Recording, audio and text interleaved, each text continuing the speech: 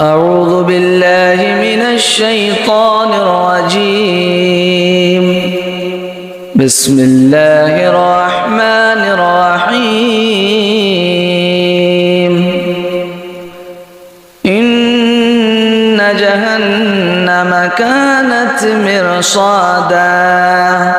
للطاغين مآبا لابثين فيها أحقابا لا يذوقون فيها بردا ولا شرابا إلا حميما وغساقا جزاء وفاقا